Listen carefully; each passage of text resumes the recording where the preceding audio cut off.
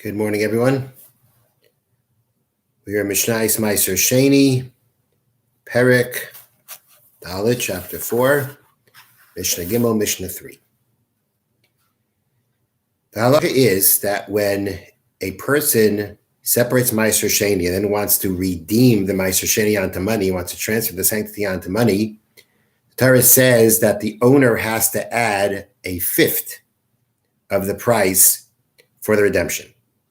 He has to evaluate the actual, Meiser Sheni produce. He then takes that value plus a fifth of that value, and the redemption is done. And then all that money has to be taken to Yerushalayim to be spent on food. Now, when we talk about a fifth, the way the fifth works is like this. I'm going to read to you from the notes. This 1/5 is 1/5 of the total after the fifth is added.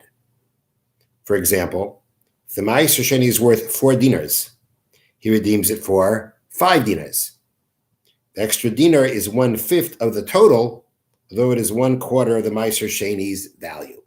That's what 1/5 means. It's not 1/5 of the present value. It's 1/5 of what the total at the end will be when you add this fee to it. So that's the halacha when it comes to a person who redeems his own Meiser Sheni. It is possible for someone to redeem someone else's Meiser Sheni.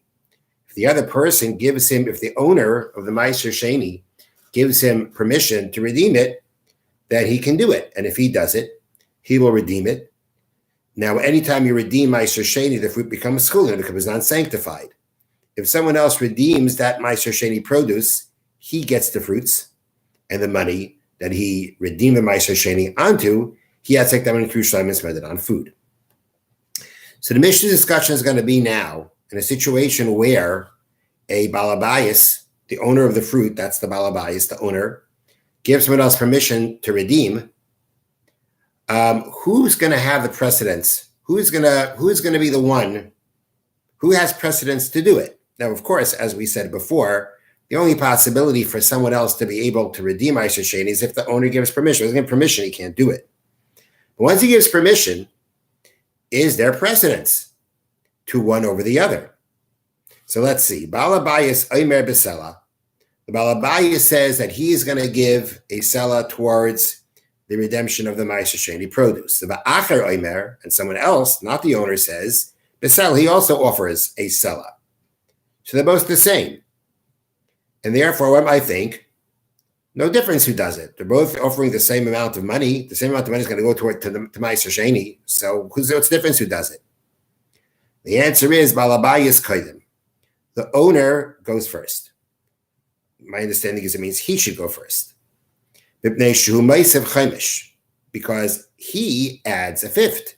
He has this fee that he has to add on when he redeems his own Meiser Sheni produce, while someone else who's not the owner of that produce doesn't have to. And therefore, he should be the one who's doing the redemption, because at the end, Meiser Sheni will get more. But Balabayis Omer B'Sela. Let's say the Balabayis says he's giving a Sela towards the redemption of this Meiser Sheni produce. V'achar Omer B'Sela v'Iser. And another person offers a Sela plus an Iser. An Iser is a smaller coin than a Sela, much smaller coin, as we're going to see. So the owner says, this is worth a Sela, I'm giving a Sela. The other person says, I'll give more towards the redemption, the other person. And he adds more, and he adds an Iser. An Iser is 1/96th of a Sela. That's what it is, 1/96th more of a Sela.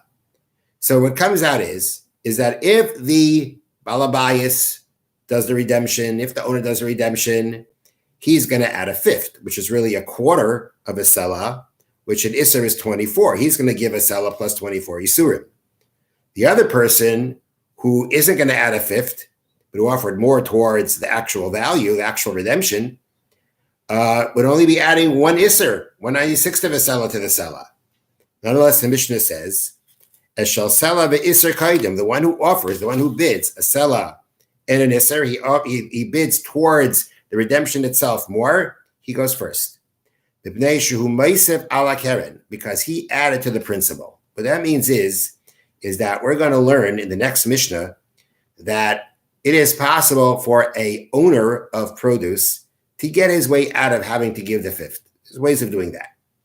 So he, the owner, although if he gives the fifth is giving more, has a way of getting out of the fifth. While the person who offered a little bit more towards the redemption itself, he can't get out of it. If that is what he offers, that is the only way he can redeem. That's the only way he can get precedence over the other person. Meaning we say he should be the one to do it. But that can only happen because he's going to pay more. And he can't get out of that. And therefore, the Mishnah says, what is guaranteed to Meiser Sheni is better to go with than what's not necessarily guaranteed. And therefore, in this case, although he's offering just a little bit more towards the redemption itself, he gets precedence to the redemption of the Meiser Sheni produce.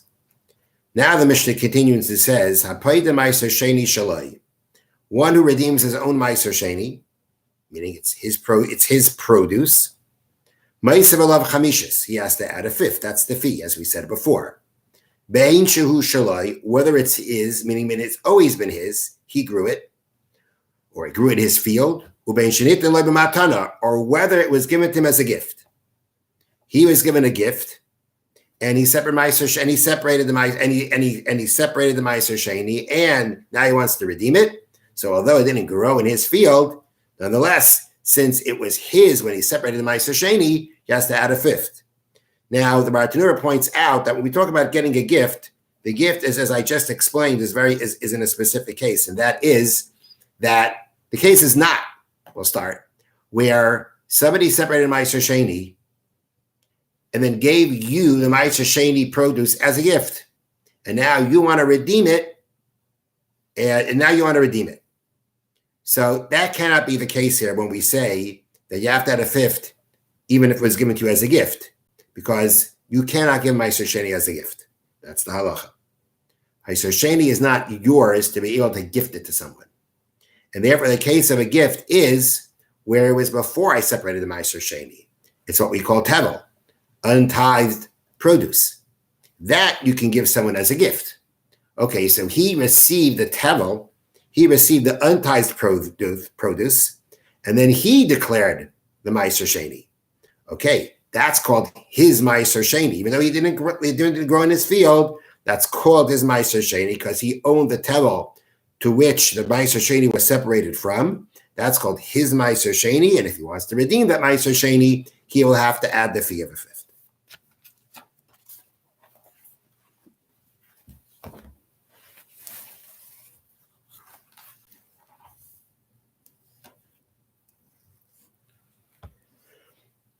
We're in the Chavetz Chaim, Laws of Lashon Harah, Klal Hey, chapter 5, and paragraph Gimel, paragraph 3. So the Chavetz Chaim is going to continue elaborating, as he said he would, in talking about speaking Lashon Harah about someone, speaking about someone else that they lack in certain virtues. And the specific one he was dealing with right now is to say about somebody who's not so smart, he's not too wise. And the Chavetz Chaim continues now discussing that.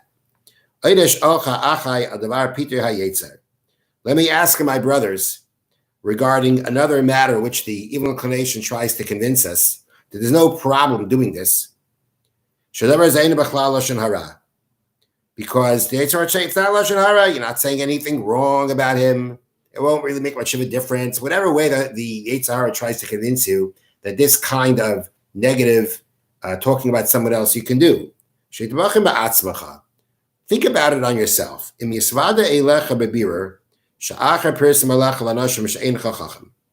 let's say you know for sure, you know clearly that someone else is saying about you that you're not too wise, you're not too smart.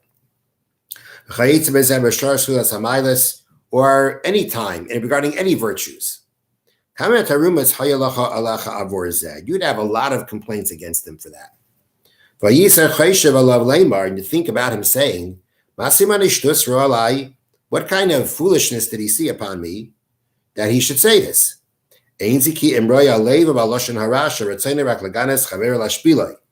He's just a mean person, and he just wants to speak gossip. He just wants to speak negative about others and to put them down.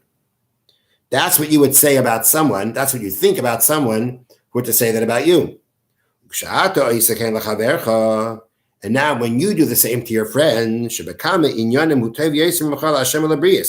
who in many ways is a better person than you when it comes to fulfilling his responsibilities to God and to others. In that case, where you do it on someone, you don't consider it a sin. Look how blind the person can be to these kinds of things. When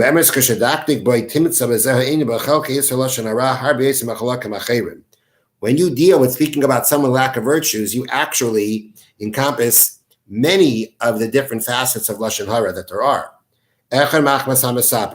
First, from the point of the person speaking, telling the Lashon Harah, telling about how this person lacks wisdom. For who, and that is,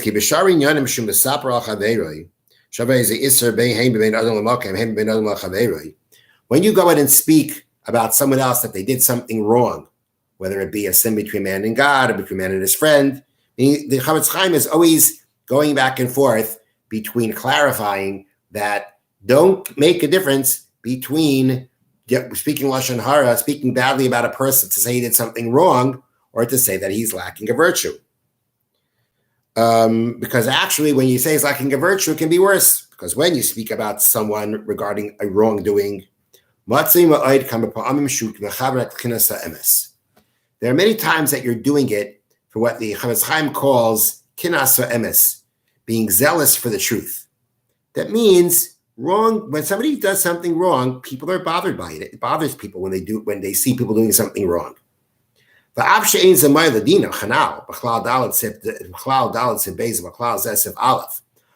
those kind of pure intentions or purer intentions don't allow you to say it, your intention is not for bad. And if your intention is not for bad, it minimizes the severity of the sin. But in this case, where you're speaking about a person lacking wisdom or other virtues, there's nothing to say, oh, I'm standing up for the truth. I'm bothered. What are you bothered by? All you're trying to do is put him down. And that's a very negative trait. Because again, your intention is not to stand up for the truth, it's to put down the person. So therefore, this is from one aspect of the severity of speaking Lashon Harah in this manner about other people's lack of virtues, is that the speaker, the one telling the Lashon Harah, typically doesn't have any put this way, if it's not for a constructive purpose, there's no standing up for what's right. That's there. It's just to put the person down. And also now, coming to the point of the person who is hearing the Lashon Harah. Because when you speak Lashon Harah to someone and say they did something wrong, then your words will not be accepted immediately. And probably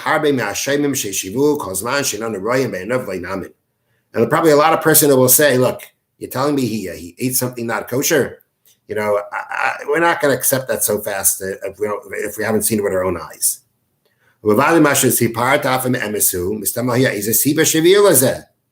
And even if it's true what you're saying that he did wrong, there must have been a reason for it. It can't be that he just did this. There must have been a reason. And if it comes out that at the end you were wrong, the person telling the story was wrong about what happened, then the person telling this over is going to look like a fool because he spread a false rumor about his friend. And therefore, from the point of the person who is hearing the Lashon Harah, when you say that a person did something wrong, people just aren't going to be as quick to go ahead and accept what was said. And at the end of the day, if it comes out that it wasn't true, then going back to that person telling this Lashon Harah, he looked like a fool. When it comes here, meaning regarding speaking about a person's lack of virtues, like the lack of wisdom, if you get up and say this guy's a fool, this guy's not too smart, And now because of that, you would be making him into a fool in the eyes of other people. When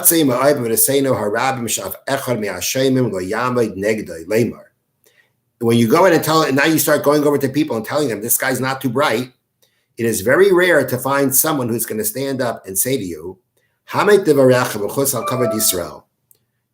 stop talking and have and care about someone else's dignity. Why do you have to put him down like this? You're rarely going to find that. If you say this person did a sin, people are going to stand up and say, well, how do you know? That's not that. There must have been a reason why he did what he did. But if you say that he's lacking a virtue like being smart, rarely will someone get up and say, why are you putting this person down? And people react in a way like the person didn't do anything wrong by saying this. Where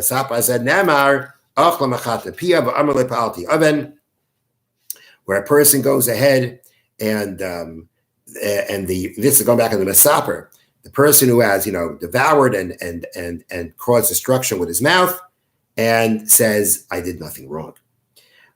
So therefore, again, the person who speaks this Lashon Harah doesn't think there's anything wrong, and no one either does. So again, it's it's much more severe form of Lashon Harah because, it's quickly accepted. And that's a problem both from the point of the person hearing Lashon Harah and the person who tells it over.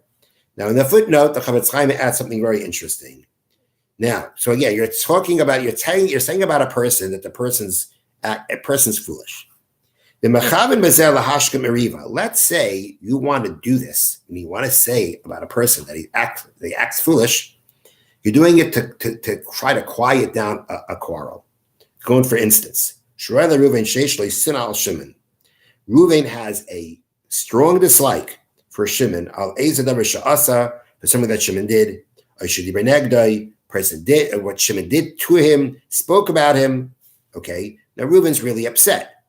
Now Reuven is on the verge of going over to Shimon and letting him have it, and that can turn into a big fight between Reuven and Shimon. Then in that situation, person can say to Reuven, what Shimon did to you was not to get you. He was being foolish. And the reason you're doing that is you're doing that to quiet down the hatred, to calm the hatred in his heart.